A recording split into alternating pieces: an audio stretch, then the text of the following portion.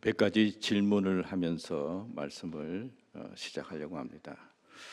여러분들은 하나님의 나라에 가고 싶으신가요? 우리가 기대하고 예상했던 것보다도 더 귀한 것으로 준비한 하늘의 세계, 여러분 가고 싶습니까? 가고 싶은 분도 계시고 갈지 안 갈지 모르겠다는 분도 계시고 가봐야 알겠다는 분도 계시고 그럴 것 같은데, 그럼 하늘나라 하나님의 나라에 가고 싶은데 무엇을 준비하고 있습니까? 또 무엇을 준비해야 하는지 알고 있습니까? 아멘 하면 가는가요? 예. 주 예수를 믿으라 그리하면 너와 내 집이 구원을 얻으리라 말씀했는데, 여러분 믿음으로 산다는 것 어떻게 사는 것입니까? 믿음이 우리의 삶에 어떤 의미가 있습니까? 또 하나님 나라에 가고 싶은데 어떻게 여러분 준비하고 있습니까? 박지성이라고 하는 축구 선수가 있죠. 어린 아이들을 데리고 이제 가르치는데, 유럽에 가고 싶은 어린이 손 들어보세요. 그러니까 모든 어린이들이 손을 들었습니다.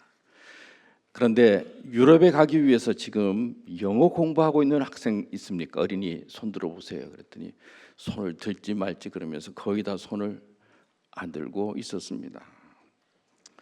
아마존 창립자인 제프 베이조스라고 하는 사람이 있습니다. 세계적인 부자 중에 한 사람인데, 그 사람이 후회 최소화 법칙의 원리라고 하는 그런 말을 했습니다. 그러니까 후회를 최소화하는 법칙, 원리. 그러니까 어떤 일을 결정했을 때, 어떤 또 상품을 만들었을 때, 또 중요한 일을 시작했을 때 결과적으로 어떻게 하면 후회하지 않을까? 그리고 혹 후회가 된다 하더라도 조금만 후회할 수 있게, 후회하지 않는, 후회를 최소화하는 법칙의 원리라고 하는 그런 이야기를 했습니다. 그래서 어떻게 하면 후회하지 않을까? 그런 마음으로 기업을 일구어냈다는 것이죠. 제가 오늘 여러분들 보니까 어르신들이 많이 계신데 참 오랫동안 신앙생활을 했습니다. 어떻게 해야 후회하지 않는 그런 신앙생활을 할 수 있을까요? 또 후회하지 않는 신앙이란 어떤 것일까요? 후회하지 않는 삶을 산다면 얼마나 좋을까요? 오늘 이런 질문을 하면서 예수님께서 말씀하신 오늘 본문의 내용을 생각해 보려고 합니다. 예수님께서는 세 가지 사역을 했다고, 크게 세 가지 사역을 했다고 말씀하고 있습니다. 오늘 말씀에 보면 온 땅을 두루 다니고 갈릴리를 두루 다니면서 회당에서 뭘 했다고요? 가르치셨다. 예수님은 첫 번째 가르치는 일을 하셨어요. 그 다음에 천국 복음을 전파하셨다. 복음을 전파하는 일을 두 번째 하셨어요. 세 번째는 약한 자들, 병든 자들을 어떻게 했어요? 고치시는 일을 하셨어요. 그러니까 예수님은 가르치는 일과 복음을 전파하는 일과 그리고 병든 자를 고치는 일, 뭐 다른 일도 많이 했지만은 예수님의 삶의 사역을 정리하면 세 가지로 그렇게 말씀을 드릴 수가 있습니다. 첫 번째는 예수님께서 가르치시는 그 교육을 하셨어요. 교육 사역이죠. 많은 사람들이 예수님을 향해서 그 당시 부를 때 라비오라고 불렀어요. 선생님, 그런 뜻입니다. 대부분 예수님을 향해서 선생님이라고 부르셨는데, 오늘 본문에는 예수님께서 회당에서 말씀을 가르치시고 또 두루 다니시며 말씀하셨는데, 빈들이나 산이시나 그리고 여러 곳에 다니시는 곳마다 예수님은 가르치셨어요. 뭐 가르치는 것이 하나님의 나라, 그리고 종말의 때의 징조, 그리고 뭐 기도에 대해서도 가르치고, 또 우리가 어떻게 삶을 살아야 되는지 빛과 소금에 대해서도 가르치시고 많은 말씀을 가르치셨어요. 한 번은 사람들을 가르치고 있는데 율법 학자들이 와서 예수님에게 질문을 합니다. 선생님, 율법 중에 가장 첫 번째 되는 계명이 무엇입니까? 많은 것 가르치시는데 그 중에 제일 중요한 게 무엇입니까? 라고 질문을 하죠. 그때 예수님께서 뭐라고 대답하시죠? 마음과 뜻과 정성을 다하여, 마음과 정성과 뜻을 다하여 주 너희 하나님을 사랑하라. 이것이 크고 첫째 되는 계명이요, 내 이웃을 내 자신과 같이 사랑하라. 이것이 몇째 계명이에요? 두 번째 계명이다. 그렇게 대답을 하셨어요. 뭐 이것을 알아야 된다, 이것을 배워야 된다, 이것을 깨달아야 된다, 그런 말씀이 아니라 많은 율법과 지식 중에 첫 번째는 하나님을 사랑하는 것이고 이웃을 사랑하는 것이다. 관계에 초점을 맞추어서 말씀하셨어요. 가장 중요한 말씀의 중심은 정성을 다하여서 하나님을 사랑하는 것이고 이웃을 사랑하는 사랑이다. 관계에 성공하라는 말씀으로 가르쳐 주셨어요. 여러분, 세상에 힘이 되는 것들이 많이 있죠. 권력도 힘이 되고 돈도 힘이 되고 지식도 힘이 되고 뭐 정보 기술이 힘이 된다고 합니다. 그러나 그중에 가장 큰 힘을 이야기하라면 간절함을 이야기할 수가 있어요. 간절한 마음. 간절한 마음이 우리 삶에 큰 힘이 돼요. 간절함으로 더 심해지면 열정을 가지고 뭔가 추구하면 그게 우리의 삶을 일으키는 힘이 되는데, 마음과 정성과 뜻을 다하여 하나님을 사랑하라라고 하는 이 말씀은 간절한 마음으로 하나님을 사랑하라라고 하는 말씀과 더불어 하나님을 사랑하는 하나님과의 관계를 계속 이어나가는 것에 쉽지 않다, 그런 뜻도 있어요. 여러분, 하나님을 사랑하십니까? 하나님의 사랑이 느껴지십니까? 그게 은혜예요. 감사예요. 축복이에요. 하나님의 사랑이 느껴지는 것이 은혜입니다. 그게 축복이에요. 또 믿음으로 살게 되면 어느 순간 하나님이 나를 사랑하셨구나 하는 그런 깨달음과 느낌이 올 때 그게 큰 축복이 됩니다. 제가 성경에 대해서 목사지만 아는 것 같아요. 정말 모르는 것 같아요. 더 배워도 몰라요. 뭐 휴대폰도 그렇죠. 우리가 안다고 하지만 휴대폰에 대한 그 사용법에 대해서 뭐 얼마나 많이 압니까? 세상에 대해서 안다고 해도 잘 몰라요.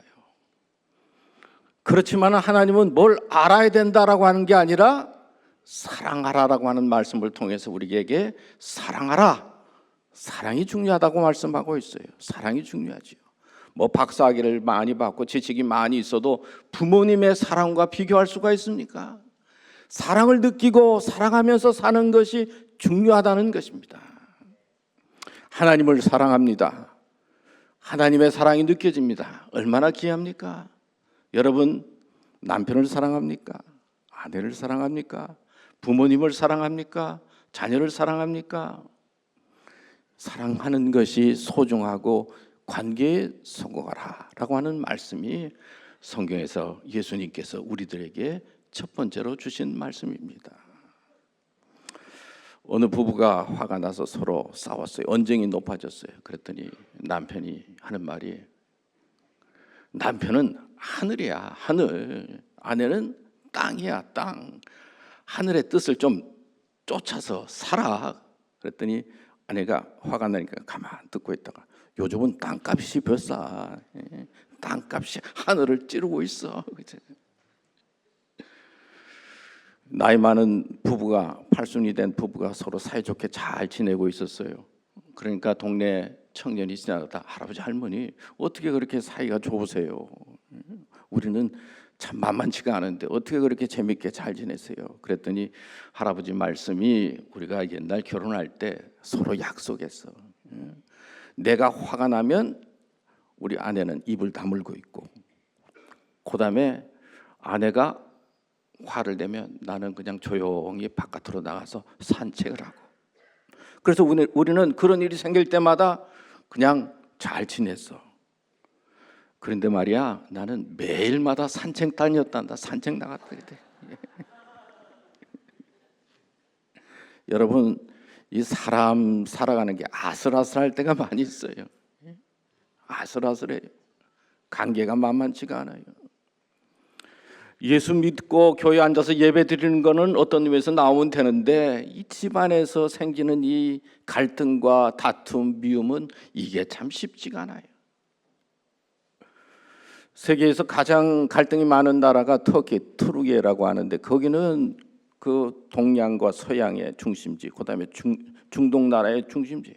그래서 세계 각 나라 문화 사람들이 다 모여서 사는 거예요. 그러니까 생각도 다르고 문화도 다르고 뭐 언어도 다르고 그러니까 그 나라는 참 갈등이 많다고 그래요. 다툼이 많다고 그래요.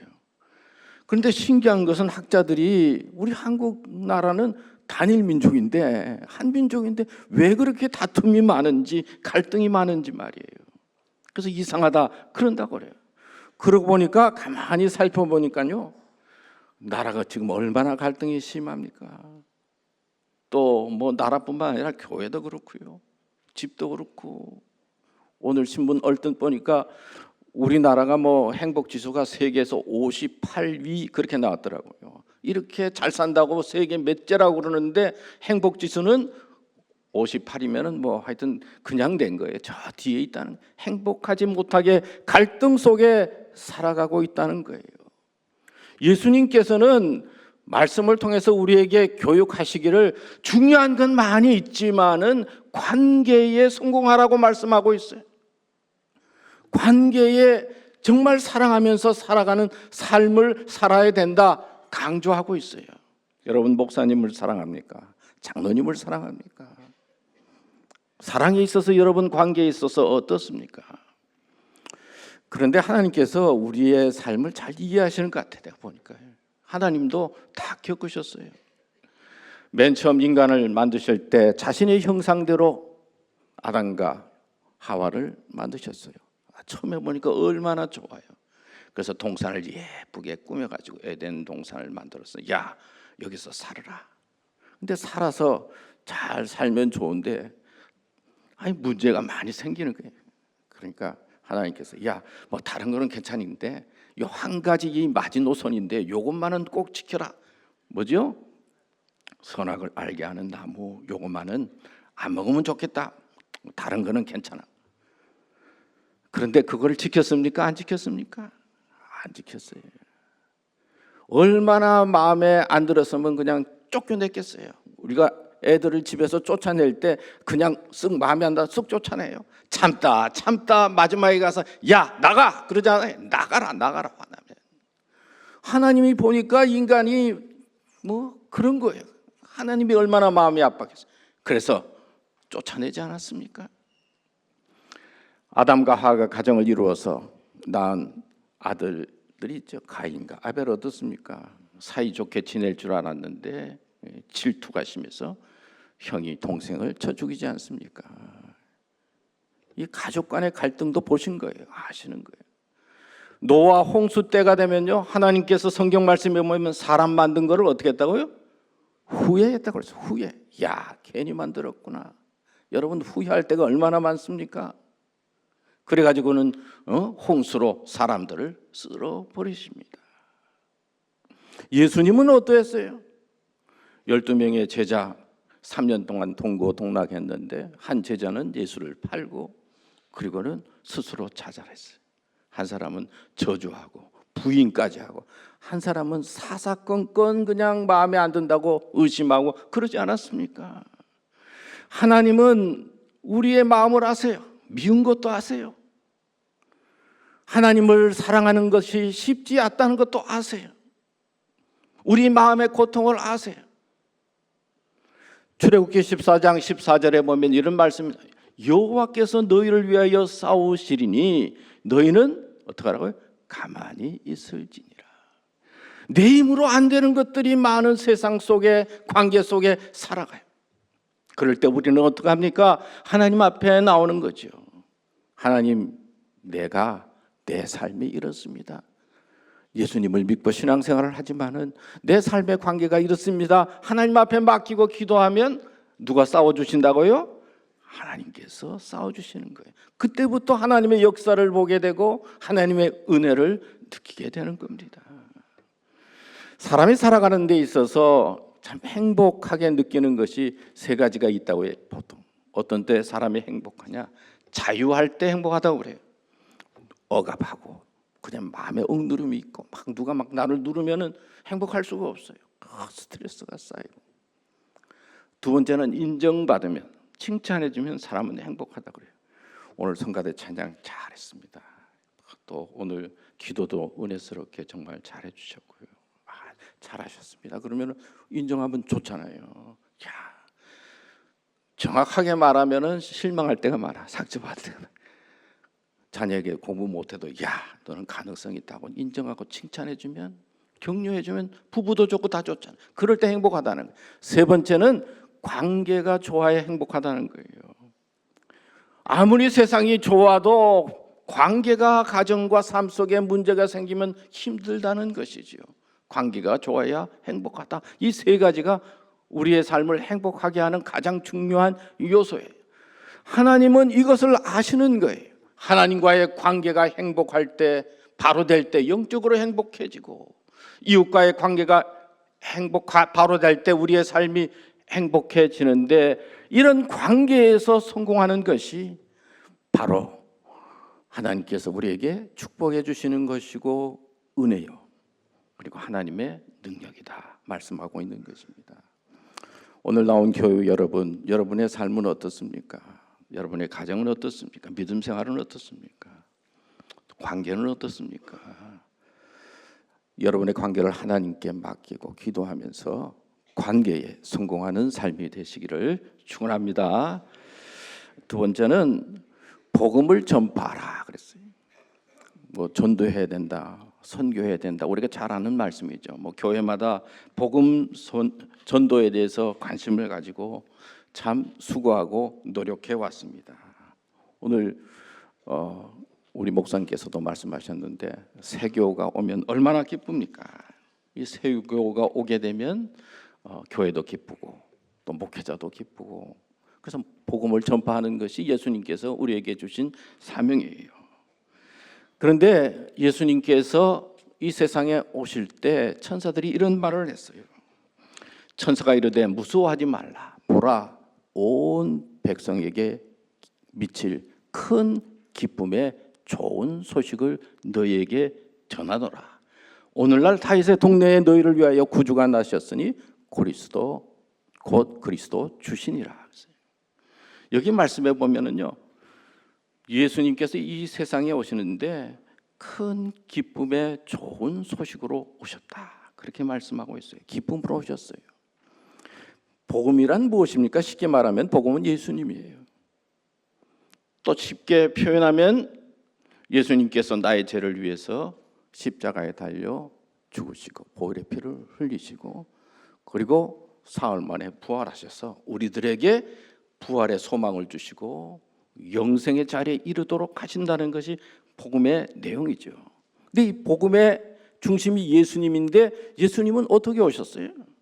큰 기쁨의 소식으로, 큰 기쁨의 좋은 소식으로 우리에게 오셨어요. 이 말씀은 어떤 뜻이 있습니까? 다른 말로 표현하면 세상에 나아가서 믿는 사람들은 기쁨을 주는 사람이 되라 하는 뜻이 있어요. 아픔을 주는 사람, 고통을 주는 사람, 슬픔을 주는 사람, 눈물을 주는 사람이 되지 말고 다른 사람들에게 기쁨을 주면서 사는 사람이 되어야 된다, 그런 뜻이 있어요. 여러분, 무엇을 주고 있습니까? 아픔을 주고 있지는 않습니까? 상처를 주고 있지는 않습니까? 예수님은 우리들에게 복음을 전하라 라고 하는 그 뜻 속에는 기쁨을 전하는 사람이 되라 하는 뜻이 있어요. 저는 여기 앉아있는 교우들이 많은 사람들에게 기쁨을 주는 사람이 되면 좋겠어요. 제가 미국에서 와서 이제 한국의 교회를 다니는데, 어렸을 때는요, 그냥 누구든지 말씀만 하면 그렇게 은혜가 됐어요. 그래서 아멘, 아멘하고 들었는데 어느 때부터인지 참 이게 예배 드리기가 만만치가 않아요. 은혜가 잘 마음속에 안 닿을 때가 있어요. 그래서 제가 교회 가서 예배 드릴 때마다 기도합니다. 하나님, 오늘도 겸손한 마음으로 예배 드리고 말씀도 듣고, 그리고 또 나 자신을 드리는 예배가 되면 좋겠습니다. 그리고 이제 예배를 시작합니다. 근데 한참 이제 예배를 드리다가 어느 순간이 되니까 내가 이거 인내하면서 참고 예배를 드리고 있다, 그런 느낌을 받을 때가 있어요. 왜 내가 이게 감격 속에 기쁨으로 예배를 드려야 되는데 왜 이렇게 참고 예배를 드리지? 이렇게 인내하면서 예배를 드리지? 나도 목회를 하면서 교인들에게 정말 어떤 감격과 기쁨이 아니라 이게 참고 신앙생활하도록 그렇게 만들었을까? 이제 그런 생각을 하면서 이제 예배 시간에 은근히 이제 눈을 감게 됐어요. 눈을 감으니까 우리 아버지 생각이 났어요. 제가 이제 교회에서 설교하면 아버지 어머니가 앞에 앉아 계셨는데 아버지가 꼭 주무시는 거예요. 그러면 우리 어머니가 부끄럽다고 막 이렇게 찌르는 게 막 보여요. 눈 좀 뜨라고 말이에요. 그럼 우리 아버님이 눈을 이렇게 뜨셨다가 또 다시 감아요. 근데 내가 아버지를 닮았는지 이제 교회 와서 예배 드리는데 자꾸 눈이 감기는 거예요. 한 몇 주 지난 다음에 몇 주 전에 우리 집사람한테 그랬어요. 야, 교회에서 예배 드리니까 왜 이렇게 기분이 좋은지 모르겠다고. 눈이 뜨면은 정신도 말짱해지고 아프던 몸도 회복되고, 아니 교회에서 그렇게 잠깐 잠들었는데 그렇게 몸이 산뜻해지더라고. 이거는 경험해 본 사람이 아는 거예요. 그리고 또 나이 들어봐야 아는 사람이에요. 그렇다고 꼭 주무시라는 말씀은 아니고요. 그렇게 교회에서 그래서 눈을 감고 있다가 이렇게 잠이 들었는데 몸이 참 편안해지고, 그리고 뭐가 이렇게 막혔던 게 다 풀어지는 것 같고 뭐가 이렇게 좋아지는 것 같아요. 그래서 성경에 보면 사랑하는 자에게 뭘 주신다고요? 잠을 주시는구나. 이게 잠자는 게 참 보통 은혜가 아니거든요. 잠 못 자서 고생하는 사람들 많아요. 우리가 신앙생활하면서 참 기쁨으로 살아가도록 하나님께서 은혜를 주셨는데, 그리고 다른 사람에게 기쁨을 나누는 사람이 되라고 하셨는데 우리는 그러지 못할 때가 많이 있어요. 기쁨은 도리어 미안하고, 기쁨은 뭔가 좀 그런 것 같은 느낌을 가질 때가 있어요. 그래서 전도서 3장 12절에 보면 사람이 살아가는 동안에 기뻐하며 선을 행하는 것보다 나은 것이 없는 줄 알았고, 그런 말씀이 있어요. 사람이 살아가는데 기뻐하면서 선을 행하는 게 이거 최고다는 거예요.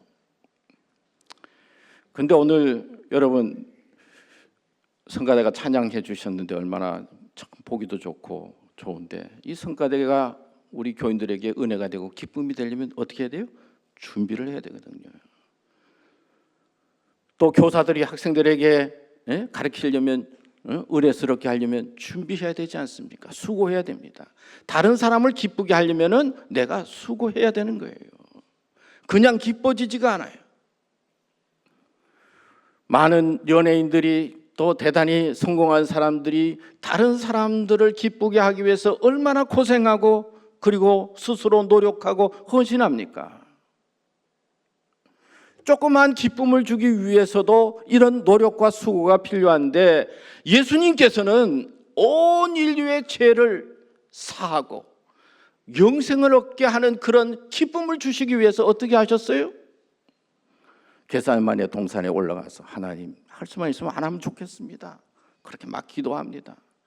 그러다 결론은 어떻게 됩니까? 내 뜻대로 마옵시고 아버지의 뜻대로 하옵소서 하고, 남이 겪을 수 없는 고통과 아픔을 겪으시면서 십자가에 달려 죽으셨어요.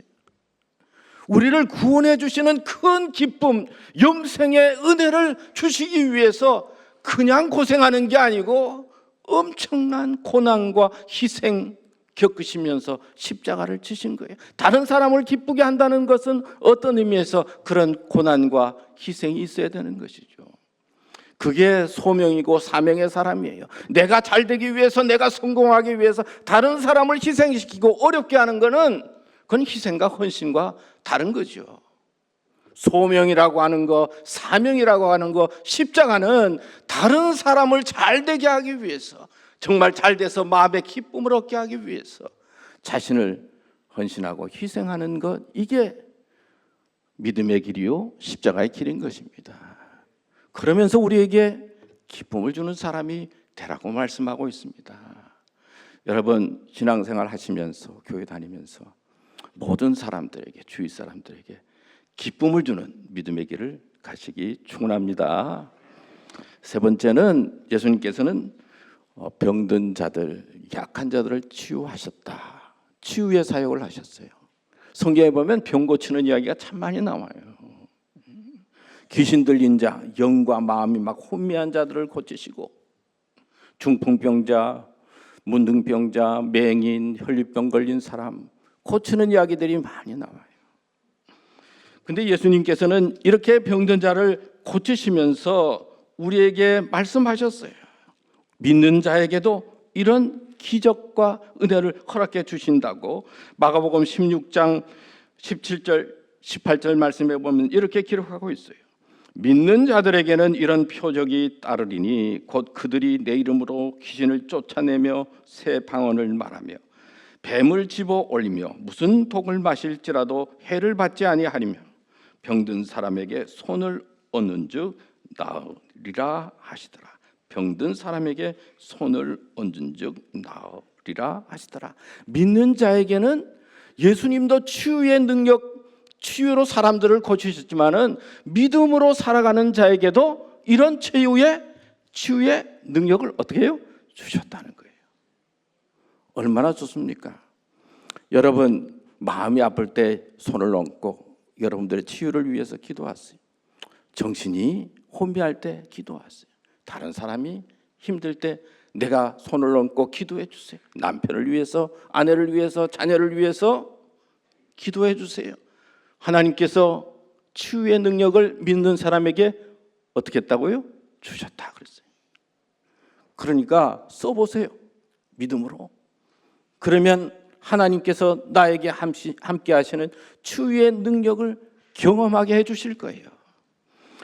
예수님은 이렇게 많은 병자를 고치셨다라고 하는 말씀 속에는 어떤 뜻이 있느냐라고 하면은 우리 믿는 사람들이 다른 사람에게 건강하도록 도우라는 거예요. 건강한 사람 만들도록 도우라는 거예요. 의사만이 아니라 우리 믿는 사람들은 이런 능력을 주신 것은 다른 사람이 병들게 아프게 그렇게 만들지 말고 다른 사람이 건강하게 세상을 살아갈 수 있도록 건강하게 살도록 도우라라고 하는 주님의 뜻이 있습니다. 여러분 살다 보면 우리는 건강하지 못할 때가 많이 있어요.